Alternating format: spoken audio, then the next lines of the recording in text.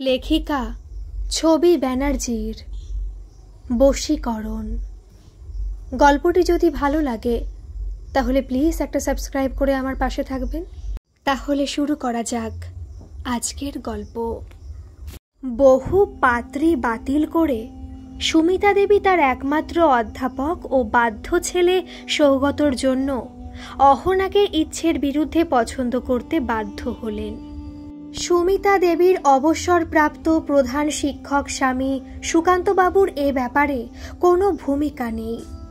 দোর্দণ্ড প্রতাপ সুকান্তবাবুর স্কুলে বিরাট আধিপত্য থাকলেও নিজের স্ত্রীর কাছে বিয়ের পর থেকেই এ যাবৎকাল ভিজে বেড়ালের ভূমিকা পালন করে এসেছেন।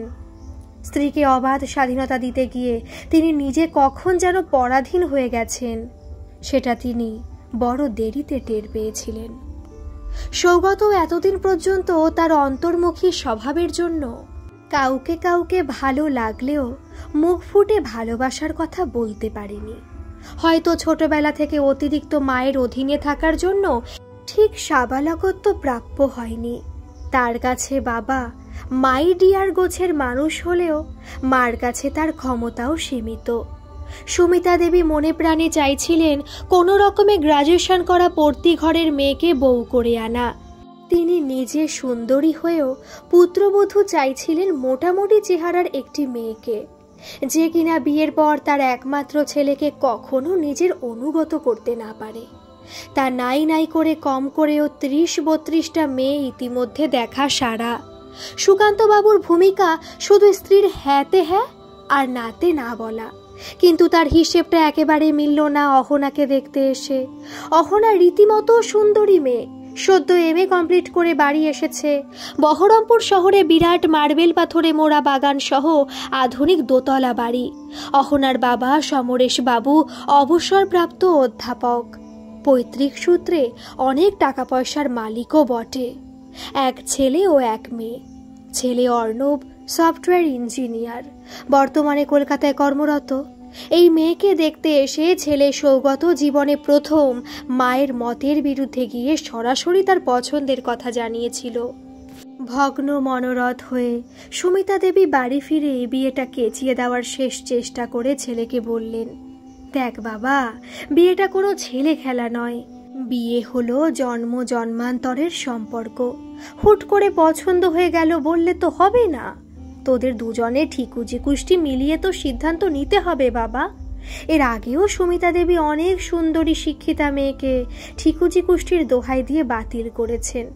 তার নিজের শ্বশুরবাড়ি বংশের গুরুদেব মানুষটা সজ্জন ও ধার্মিক মানুষ ছিলেন, কিন্তু 10 বছর হলো তিনি গত হয়েছেন।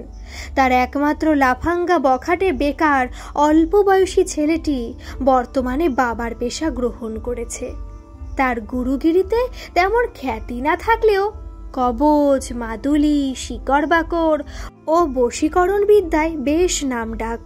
জ্যোতিষী ও তন্ত্র সাধনা মূলত তার জীবিকা, আর ইনি সুমিতা দেবীর পেটোয়া লোক। উপযুক্ত দক্ষিণা পেলে 6কে 9 আর 9কে 6 বানানো তার বা হাতের খেল।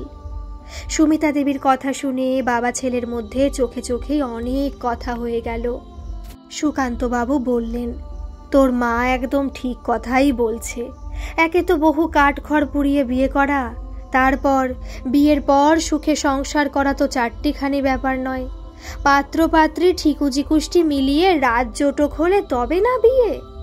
বাধ্য অনুগত স্বামীর কথা শুনে সুমিতা দেবী স্বস্তির নিঃশ্বাস ফেললেন।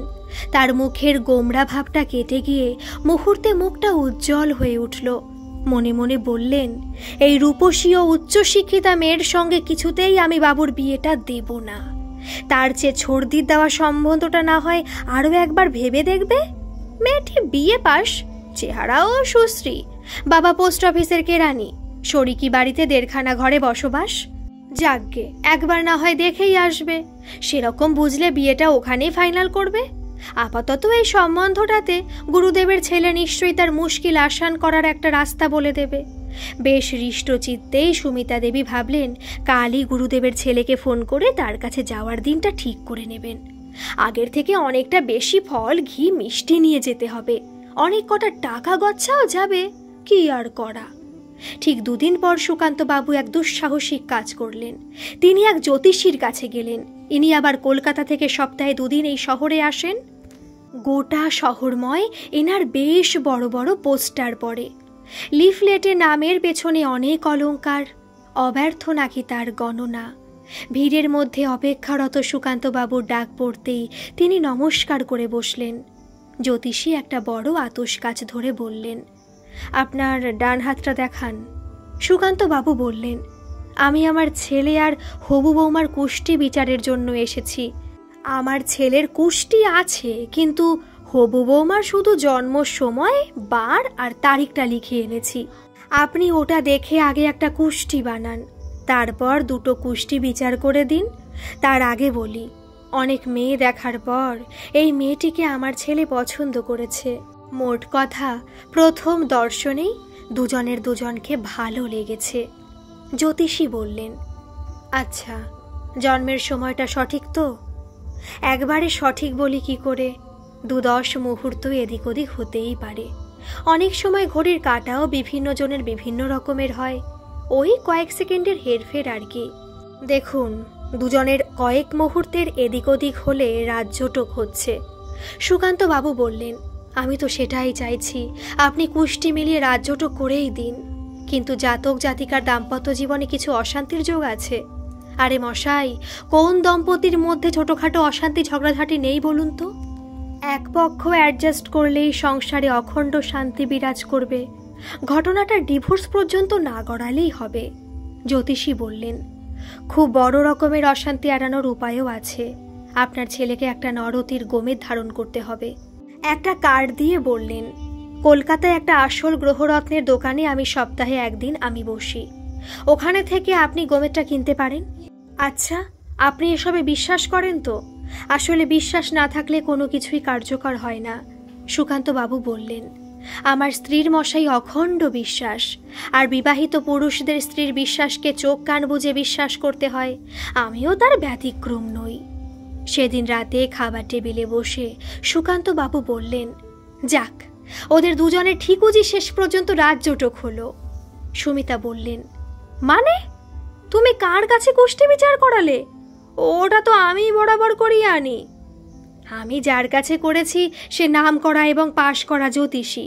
খবরের কাগজে তার রমরমা বিজ্ঞাপন, শহরে তার পোস্টারের ছড়াছড়ি। সুমিতার বাধা দেওয়ার শেষ রাস্তাটা বন্ধ হয়ে গেল। যথাসময়ে বিয়ে সুসম্পন্ন হলো। সুমিতা অহনাকে সঙ্গে নিয়ে তার পছন্দ মতো 2 হাতে বাজার করলেন। এমনকি সোনার গয়নাও অহনার পছন্দে কিনলেন। অহনার হবু শাশুড়ির পুত্রকে আগেই পছন্দ হয়েছিল। মাস খানেক মেলামেশার পর তাকে ভালো লাগার কথা মাকে জানিয়েছিল। এখন হবু শাশুড়ি মাকেও বেশ পছন্দই হলো। বিয়ের পর অহনা শ্বশুরবাড়ি এসে দেখল তার শাশুড়ি মা এই সংসারের সর্বে সর্বা। একমাত্র ছেলের প্রতি তার প্রবল অধিকার বোধ।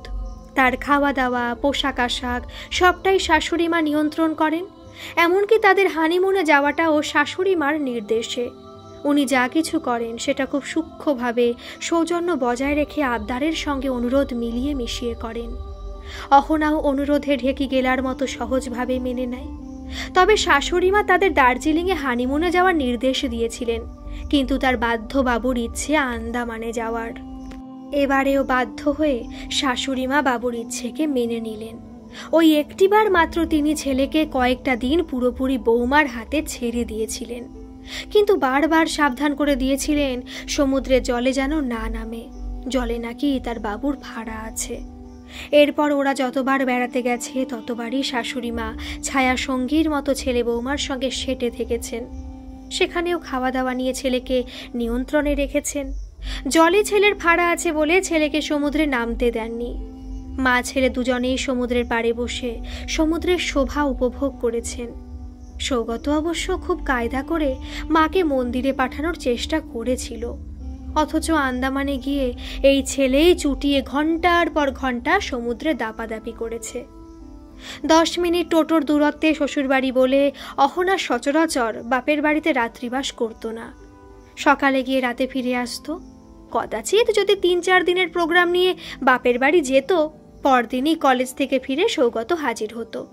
অহনার মা আড়ালে মুচকি হেসে বলতো, আজ রাতে তোমরা খাওয়া দাওয়া করে চলে যেও বাবা। কিন্তু ছেলের সঙ্গে অহনাকে ফিরে আসতে দেখে শাশুড়িমা মোটেই খুশি হতেন না। তবু মুখে হাসি ফুটিয়ে ছেলেকে বলতেন, আহা, মেয়েটাকে কটা দিন তার বাবা মার কাছে থাকতে দিলি না? তুই বুঝি অহনাকে জোর করে নিয়ে এলি? অহনা বলল, বাবা মার সামনে সৌগত যে কি লজ্জায় আমাকে ফেলেছিল মা।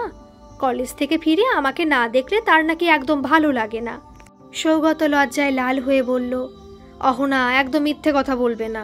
কথাটা সত্যি হলেও মুখে একবারও বলিনি। অহনা বলল, তাহলে আমার মা বুঝলো কি করে? তুমি চা জল খাবার খাওয়ার পরেও হতে দিয়ে বসেছিলে দেখে বাধ্য হয়েই তো মা তোমাকে রাতে খাবার পর আমাকে নিয়ে যেতে বলল। সুমিতা আর রাগ চাপতে না পেরে বলল, ছি ছি বাবু, তুই এতটা নির্লজ্জ হলি কি করে? সৌগত বলল, মা, তোমার কথা শুনে মনে হচ্ছে আমি পর স্ত্রীকে হরণ করে নিয়ে এসেছি। বাবাও তো বলছিল অহনা ছাড়া বাড়িটা কেমন ফাঁকা ফাঁকা লাগছে। সুমিতা কথাটা ঘোরানোর জন্য বলল, আহা, তোর জন্য অহনার বাবা মা কি ভাববেন বলতো? ওনারা ভাববেন আমরাই অহনাকে বাপের বাড়ি যেতে দিই না। অহনার প্রতি ছেলের এই আধিক্যতা সুমিতার মনে কাঁটার মতো খচখচ করে বিঁধতে লাগলো। এতদিন পর্যন্ত যে ছেলে কলেজ থেকে ফিরে মা বাবার সঙ্গে চা জলখাবার খেতে খেতে 1.5-2 ঘন্টা গল্প আড্ডায় মশগুল থাকতো, তারপর পাড়ার ক্লাবে সময় কাটাতো, সে এখন বেশিরভাগ দিন কোনো রকমের চাটা খেয়েই মোটর বাইক হাঁকিয়ে বউকে নিয়ে বেরিয়ে যায়। কোনোদিন শ্বশুর বাড়ি গিয়ে রাতের খাবার সেরে ফিরে আসে, কোনোদিন আবার এখানে ওখানে ঘোরাঘুরি করে রেস্টুরেন্টে খাওয়া দাওয়া করে ফিরে আসে। মাকে নামকা ওয়াস্তে একটা ফোন করে। এরপর সুমিতা ছেলে বৌমার মধ্যে মনোমালিন্য বাঁধানোর জন্য একটু সূক্ষ্ম কৌশল করলেন। ছেলে কলেজ থেকে ফিরলে একদিন বিষণ্ণ মুখ করে বললেন, বাবু, অহনার ব্যবহারে আজ আমি কষ্ট পেয়েছি। তুই তো জানিস আমি ঘরের নিত্য পুজোর ব্যাপারে একটু নিয়ম নিষ্ঠা মানি। স্নান করে শুদ্ধাচারে ঠাকুর পুজো না হওয়া পর্যন্ত সকালে চা খাওয়া ছাড়া কিছুই খাই না। আজ অহনা চায়ের সঙ্গে ডিম দেওয়া কেক খেয়ে আমার অনুমতি না নিয়েই ঠাকুর পুজো করেছে।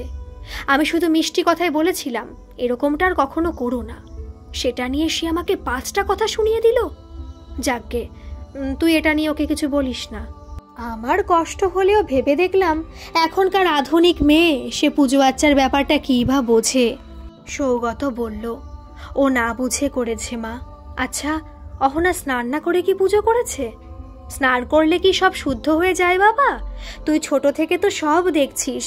ঠাকুর পুজোর জন্য আলাদা শুদ্ধ পোশাক পরতে হয়। তাছাড়া অহনায় এঁটো কাটার জ্ঞান নেই। এই তো কাল কেক বানাতে গিয়ে ডিম ফাটিয়ে হাত না ধুয়েই চিনির কৌটোতে হাত দিল। এটাতে আমার খাটুনি তো বাড়ল। এছাড়াও আমার মনে হয় আমার রান্নাও অহনার পছন্দ নয়, ঠিক তৃপ্তি করে খায় না। সৌগত ঘরে এসে অহনার সঙ্গে প্রথমটা ঠাট্টার মুডে কথা শুরু করেছিল। মায়ের অভিযোগের সবটাই বলেছিল, আচ্ছা অহনা, আমাদের বাড়ি রান্না খেতে তোমার সমস্যা হচ্ছে? আর তুমি এত ভক্তিমতী মেয়ে, জানতাম না তো। পুজোর ব্যাপারটা মাকেই বরং ছেড়ে দাও। অহনা খানিকক্ষণ চুপ করে থেকে বলল, তার আগে বলো তো, এত খুঁটিনাটি ব্যাপার তুমি জানলে কি করে? মা বলেছেন তো। তাহলে বলি, মা পুজো সেরে প্রায় বেলা 11টা 11:30টায় জল খাবার খান। আমি মায়ের সময়টা বাঁচাতে স্নান করে কাঁচা পোশাকে পুজো করতে চেয়েছিলাম। আর একটা পরিবেশ থেকে অন্য পরিবেশে এলে সবকিছু অভ্যেস রাতারাতি পাল্টে যায় না, তার জন্য মিনিমাম কিছু সময় লাগে। তোমরা তরকারিতে প্রচণ্ড ঝাল খাও, আমি খুব সামান্য ঝাল খাই, সবটাই একদিন আমার অভ্যেস হয়ে যাবে। কিন্তু তোমার মায়ের এই লাগানি ভাঙানি ব্যাপারটা আমি এক্সপেক্ট করিনি। মায়ের কথা যে সবসময় বেদবাক্য হবে এই ধারণাটা ঠিক নয়। আসল ব্যাপারটা আমি অনুমান করলেও আমি তোমাকে বলবো না। সৌগত বলল, কেন বলবে না? আমি শুনতে চাই। আমার মা আচার বিচার মেনে চলে, পুজো টুজোর ব্যাপারে কিছু নিয়ম মেনে চলে। আমি মানি বা না মানি সেটা বড় কথা নয়। আমি বাবা কখনো এটা নিয়ে কিছু বলিনি। যার যা বিশ্বাস তার কাছে এই নীতিতে আমি বিশ্বাসী। এছাড়া মায়ের বিরুদ্ধে তোমার কি অভিযোগ আছে বলো?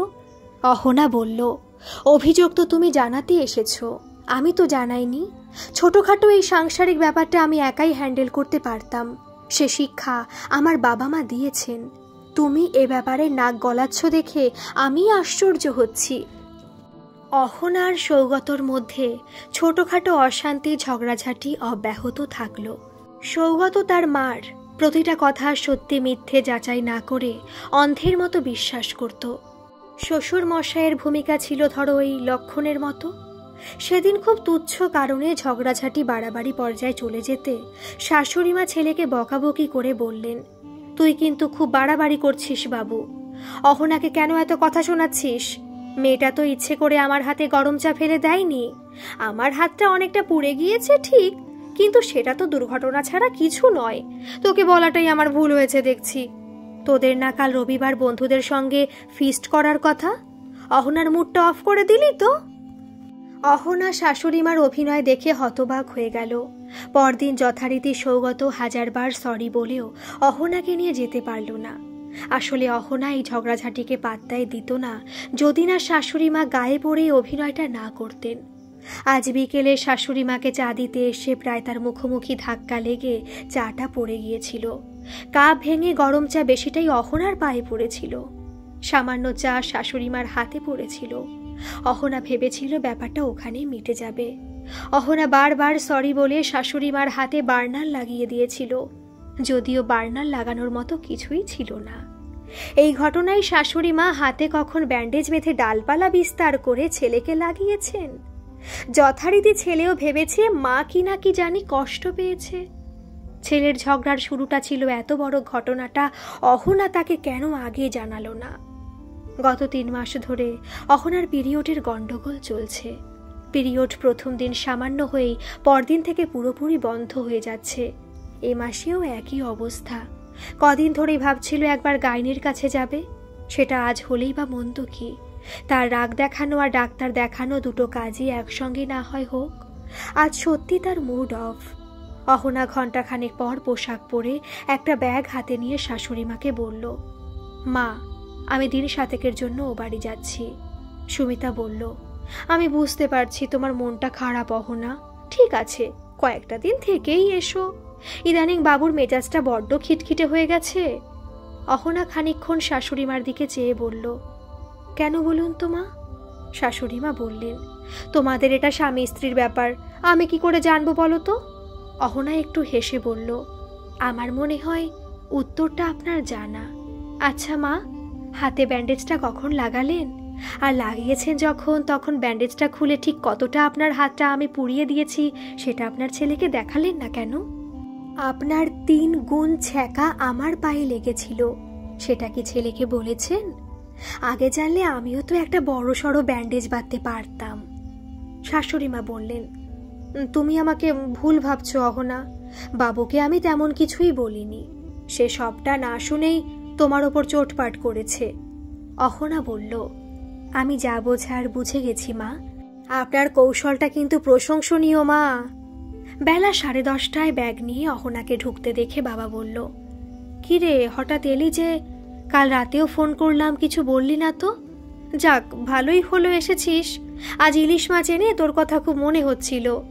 মা রান্নাঘর থেকে বেরিয়ে এসে বলল, প্রতিবার ঘটা করে কেন যে ব্যাগ গুছিয়ে আনিস জানি না বাপু।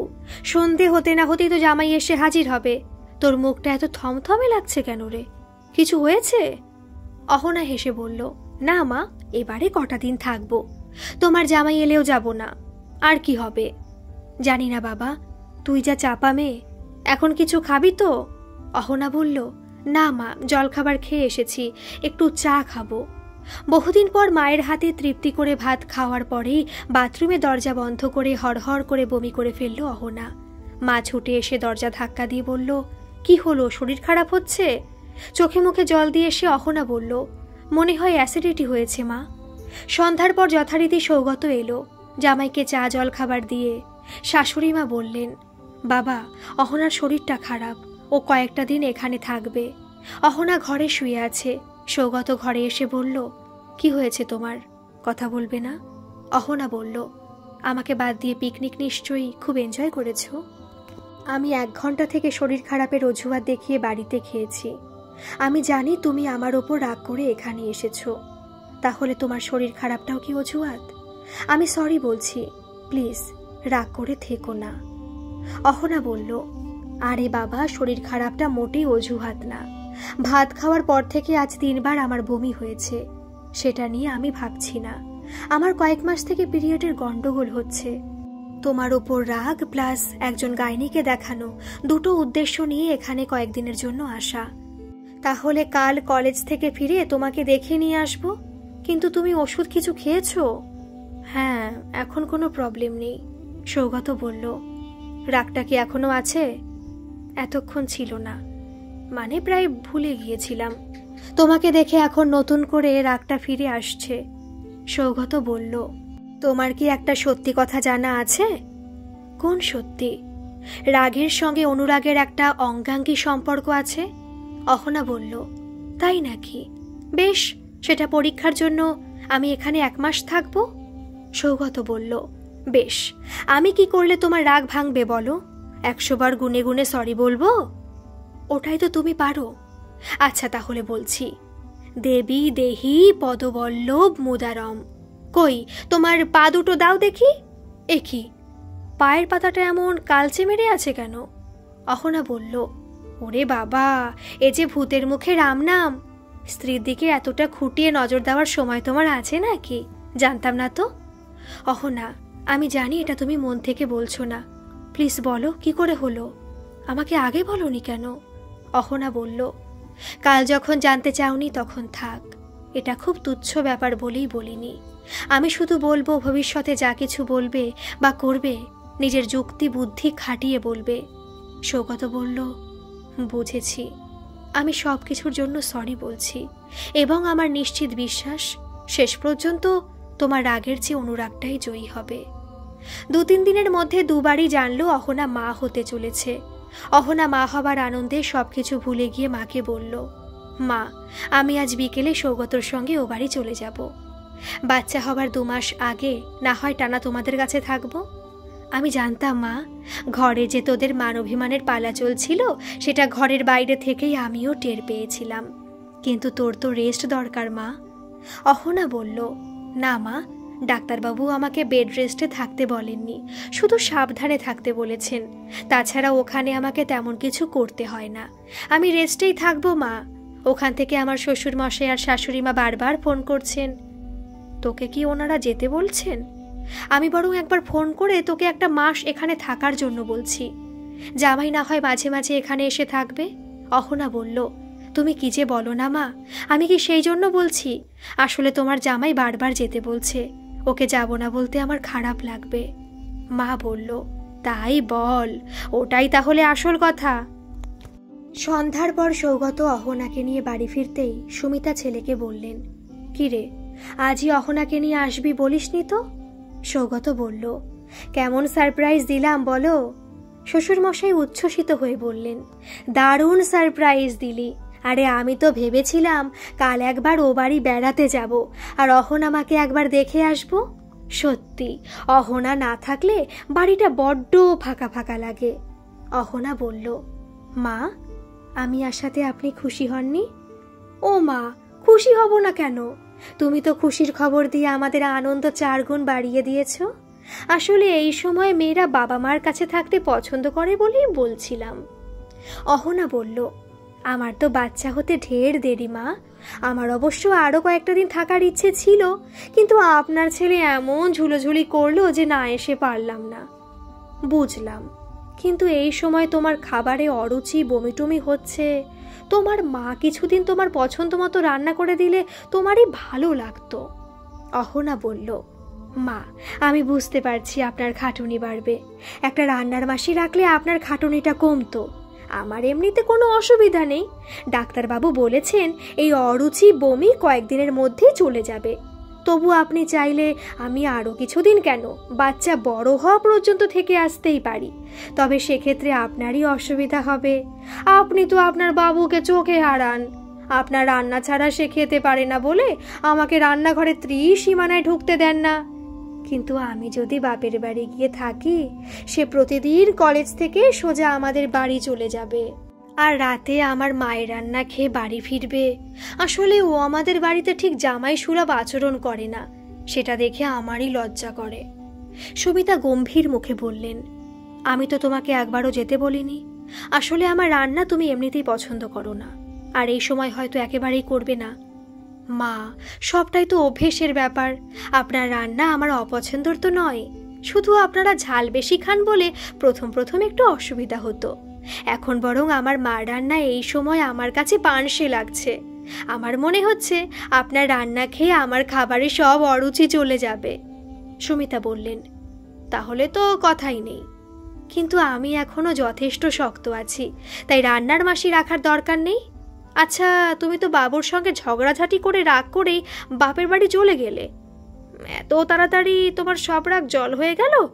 মা, দাম্পত্য কলহ অনেকটা ঠিক মেঘের গর্জনের মতো, যত গর্জায় ততটা ঠিক বর্ষায় না। সে আমাকে ছোটখাটো ঝগড়ার পর আমাকে বারবার সরি বলে রাগ ভাঙিয়ে দেয়, আর বড় রকমের ঝগড়া হলে তো আপনি আপনার বাবুকে বকা দেন।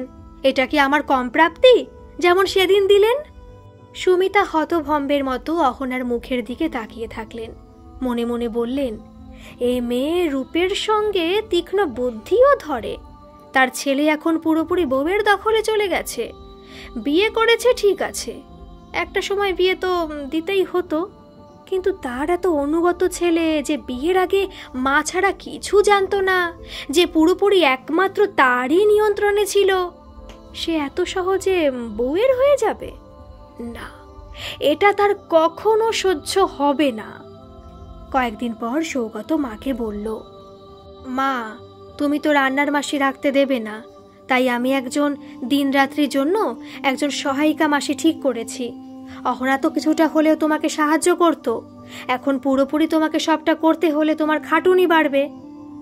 এখনই রাখার কি দরকার? অহনা আসার আগে কি সংসার চলছিল না? তখন তো তোর একবারও মনে হয়নি মায়ের খাটুনির কথা? তাছাড়া কটা মাস পরই অহনা বাপের বাড়ি যাবে। সৌগত বলল, অহনার তো কাছেই বাপের বাড়ি, ও যেমন মাঝে মাঝে ওখানে যায় তেমন যাবে। তুই বললেই তো হবে না, অহনা কি চায় সেটাও তো দেখতে হবে।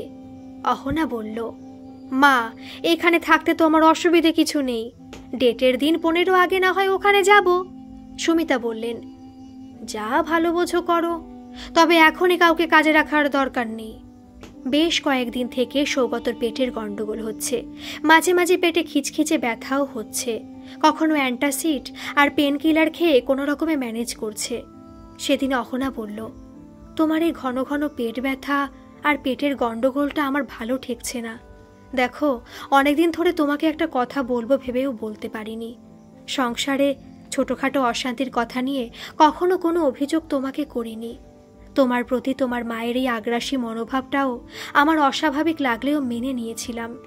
আমার মনে হয়েছিল একমাত্র ছেলের প্রতি এই দুর্বলতা হয়তো স্বাভাবিক, কিন্তু তোমার ইদানিংয়ে পেটের গন্ডগোল আমাকে ভাবাতে বাধ্য করছে। আমার অনুমান, তোমার মা তোমার খাবারে কিছু মেশান।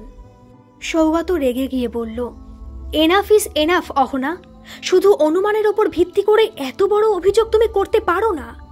আর মা ছেলের ভালোবাসাটা কিছু অস্বাভাবিক নয়। তোমার মার সম্পর্কে আজ যদি আমি এমন বাজে মন্তব্য করি, তুমি সহ্য করবে? অহনা বলল, চিৎকার করো না সৌগত, আমি নিজে মাকে গরম করা শুধু তোমার ডালের বাটিতে চামচ দিয়ে নাড়াতে দেখেছি। অকারণে উনি শুধু ডাল চামচ দিয়ে ঘোটাবেন কেন? এছাড়া মা ইদানিং দুপুরে হঠাৎ করে কোথায় যেন বেরিয়ে যান, জিজ্ঞেস করলে বলেন তার বন্ধুর বাড়ি যাচ্ছেন। এটাতেও কিছু প্রমাণিত হয় না। আমার মা জ্যোতিষ টতিষে বিশ্বাস করলেও তিনি তার নিজের ছেলের ক্ষতি করবেন কেন? অহনা বলল, জেনে শুনে কেউ ছেলের ক্ষতি করে না। আমার বিশ্বাস মা মানসিকভাবে অসুস্থ। সৌগত বলল, দেখো অহনা, আমার মা তোমার মা না হলেও তোমার মাতৃস্থানীয়া। তাকে ভালোবাসতে না পারো কোনো অসম্মানজনক কথা তো বলো না, এটা আমি তোমার কাছ থেকে এক্সপেক্ট করি না। মা শুধুমাত্র আমার খাবারে কিছু মেশাবে, এটা তুমি আমাকে বিশ্বাস করতে বলো? মার কোনো মানসিক অসুস্থতা থাকলে আমি বাবা টের পেতাম না? অহনা বলল, ঠিক আছে, বলবো না, কিন্তু আমি কাল থেকে এখানে আর থাকবো না। আমি সত্যি ওনাকে আর বিশ্বাস করতে পারছি না। তোমার মতো যদি আমার অবস্থা হয় তাহলে আমার বাচ্চাটার বড্ড ক্ষতি হয়ে যাবে। উনি তার নিজের ছেলেকে যত খুশি ভালোবাসুন বা ক্ষতি করুন, আমি আর কিছু বলবো না। আমার মনে হয় এটা নিজে তুমি একদিন জানতে পারবে। সৌগত তখনকার মতো চুপ করে গেলেও কথাটা ছোট্ট কাটার মতো কোথাও তার মনে থেকে গেল। কয়েকদিন পর সৌগত বলল, মা চটপট খেতে দাও, শুধু মাছের ঝোল ছাড়া আর কিছু দিও না। তার অবচেতন মন হয়তো ডাল খেতে বাধা দিল। ভাত বাড়তে দেরি হচ্ছে দেখে কিছুটা কৌতূহল বশত রান্নাঘরে গিয়ে দেখল মা একটা কাগজের পুড়িয়া সবে খুলে মাছের ঝোলের বাটিতে মেশাতে যাচ্ছে। ঠিক সেই অবস্থাতে সৌগত খপ করে মায়ের হাতটা ধরে ফেলে বলল, এটা কি মেশাতে যাচ্ছিলে মা? সুমিতা থতমত খেয়ে বলল, এটা তো গোলমরিচের গুঁড়ো। অহনা এগিয়ে এসে বলল, না, এটা গোলমরিচের গুঁড়ো নয় মা, এটা সম্ভবত বিষাক্ত কোনো শিকড়ের গুঁড়ো। সৌগত, তুমি এটা কোনো ল্যাবরেটরিতে টেস্ট করতে দাও। সৌগত বলল, মা তুমি কেন খাবারে এসব মেশাচ্ছিলে? তাহলে অহনা যা অনুমান করেছিল সব সত্যি? এখন আমার মনে হচ্ছে তুমি আমার বিয়ের পরে অহনার বিরুদ্ধে যা যা অভিযোগ করে আমাদের মধ্যে ঝগড়া বাঁধাতে সেটা ইচ্ছাকৃত। আজ এই রান্না কেউ খাবে না। অহনা, তুমি যা হোক একটু রান্না করে বাবা মা আর তুমি খেয়ে নিও। আমি আজই একটা রেন্টের ফ্ল্যাট দেখছি। অহনা বলল, তুমি এখনো ভুল ভাবছো সৌগত। উনি শুধুমাত্র তোমার খাবারেই এসব মেশাতেন। ওনার আসল প্রতিদ্বন্দ্বী তো আমি। উনি প্রথম চেষ্টা করেছিলেন তোমার আমার মধ্যে সম্পর্ক খারাপ করে দিতে। সেটাতে ফেলিওর হয়ে খাবারে এইসব মিশিয়ে তোমাকে সম্পূর্ণ নিজের নিয়ন্ত্রণে রাখতে চেয়েছিলেন। ওই যাকে বলে বশীকরণ। আর এই ব্যাপারে কেউ না কেউ ওনাকে আড়ালে থেকে সাহায্য করছে বলে আমার ধারণা। আসলে মা মানসিকভাবে অসুস্থ, ওনার চিকিৎসা দরকার। মা, আমি কি ভুল বলছি? সংসারে মা ছেলেকে ভালোবাসবে, ছেলে মাকে ভালোবাসবে, এটা তো স্বাভাবিক। কিন্তু ছেলে বিয়ের পর বউকে ভালোবাসবে, এটা আপনি আপনার মানসিক অসুস্থতা থেকে মেনে নিতে পারছিলেন না। তাই ছেলেকে সম্পূর্ণ নিজের নিয়ন্ত্রণে রাখার ও বউয়ের প্রতি ছেলেকে বীতশ্রদ্ধ হওয়ার জন্য যে পন্থা অবলম্বন করেছিলেন সেটা অত্যন্ত ঘৃণ্য পন্থা মা। এই পন্থা কোনো সুস্থ মানুষ করতে পারে না। গোলমালের আওয়াজ শুনে সুকান্তবাবু ঘর থেকে বেরিয়ে এসে সব শুনে বললেন, সুমিতা, এসব কি শুনছি? অহনা বলল, বাবা কিছু মনে করবেন না, আমি সৌগতর কাছে আমাদের বিয়ে নিয়েও অনেক কথা শুনেছি। উনি যখন ছেলের একটার পর একটা বিয়ে নাকচ করছিলেন তখনই আপনার বোঝা উচিত ছিল আপনার স্ত্রীর মানসিক সমস্যা আছে, তার চিকিৎসার প্রয়োজন আছে। আমি এখনও জানি না এরপর মা আমার পেটের বাচ্চাটাকে নষ্ট করার কোনো পরিকল্পনা করেছিলেন কিনা। শুনুন বাবা, আমি এখনই এখান থেকে চলে যাচ্ছি, তবে মা চিকিৎসায় সুস্থ হয়ে যতদিন না আমাকে প্রতিদ্বন্দ্বী না ভেবে বন্ধু ভাববেন ততদিন আমি ফিরে আসব না। ভয় নেই, আপনার ছেলেকে আমি কখনোই আপনাদের থেকে বিচ্ছিন্ন করব না। আমি তো নিজেও মা হতে চলেছি, আর আপনারা দুজনে খেয়ে নেবেন। মা, আর বাকি খাবারে কিছু মেশাইনি। আজকালের মধ্যেই একটা রান্নার মাসি আর দিনরাতের জন্য একজন সহায়িকা মাসি রাখুন। জল থেকে চা কফি কোনো খাবারে মাকে হাত দিতে দেবেন না। মোট কথা, মায়ের উপর তীক্ষ্ণ নজর রাখবেন। সুমিতা এতক্ষণ পর মুখ তুলে তাকিয়ে বলল, অহনা, আমার কি সত্যি মানসিক সমস্যা আছে? মা, সেটা তো ডাক্তারবাবু বলবেন। আপনি শুধু আপনার আচার আচরণ কোনো কিছু ডাক্তারবাবুর কাছে গোপন করবেন না। আর এটা যদি আপনার মানসিক সমস্যা না হয়ে শুধুমাত্র ছেলের বউয়ের প্রতি জেলাস হয়ে এসব করে থাকেন, তাহলে আপনার সঙ্গে আমাদের এক ছাদের তলায় থাকাটা বিপজ্জনক। আমি আপনাকে সময় ও সুযোগ দুটোই দিচ্ছি। আর আমি বাপের বাড়ি গেলেও আপনাদের কোনো প্রশ্ন বা অসম্মানের মুখে ফেলব না। সুকান্তবাবু বললেন, অহনা, আমি সত্যি এতদিন চোখে ঠুলি পড়েছিলাম। আমি চাই তোমরা ভবিষ্যতে আলাদা ফ্ল্যাটে থাকো। আমার স্ত্রীর দায়িত্ব আমার। আসলে সন্দেহ জিনিসটা বড় সংক্রামক অহনা। ভবিষ্যতে এ বাড়িতে যে ঘটনাই ঘটুক, সন্দেহের তীর কিন্তু তোমার শাশুড়ি মার দিকেই যাবে। হয়তো আমিও ওকে সন্দেহ করব। এটা ওর মানসিক অসুস্থতা কিনা সেটা আমারও জানা নেই, তবু আমি ডাক্তার দেখাবো। আমি চাই তোমরা ভবিষ্যতে আলাদা থাকো। তোমরা আলাদা থাকলে আমি মানসিক শান্তি পাবো মা। ছেলে দূরে কোথাও চাকরি করলে তো আমাদের থাকতেই হতো। শুধু একটাই অনুরোধ মা, আজ দুপুরে না খেয়ে যেও না। ছেলে ফিরলে ওর সঙ্গে যেও। তোমার বাবা মার কাছে আমি বোধহয় আর মুখ দেখাতে পারবো না। অহনা বলল, বাবা, আপনি কি আমার ওপর রাগ করলেন? আজ আমার সত্যি খুব খারাপ লাগছে। আমি আপনাদের নিয়ে সংসার করতে চেয়েছিলাম। আমি আপনাদের কথা দিচ্ছি, আমার বাবা মা এই ঘটনা জানবে না। সুকান্তবাবু বললেন, না মা, একদমই রাগ করিনি। তোমার শাশুড়ি মার ছেলের প্রতি আগ্রাসী অধিকার বোধ দেখেও ছেলের প্রতি ভালোবাসা ভেবে আমিও ভুল করেছিলাম। ওর এরকম একটা শিক্ষা পাওয়ার দরকার ছিল। এখন তো ছেলেকে নিয়ে একটা দুশ্চিন্তা আমার থেকেই যাবে। অহনা বলল, ভাববেন না বাবা, এই শিকড় বাকড়ে ছেলের ক্ষতি হবে জানলে উনি আর দ্বিতীয়বার এ কাজ করবেন না। তবে সাবধানে মার নিয়ে জানবেন, আর যত তাড়াতাড়ি সম্ভব একজন সাইকিয়াট্রিস্টের সঙ্গে যোগাযোগ করুন। আমিও মনে করি মায়ের এটা মানসিক সমস্যা। উনি সুস্থ হলে আমি অবশ্যই এখানে ফিরে আসবো বাবা।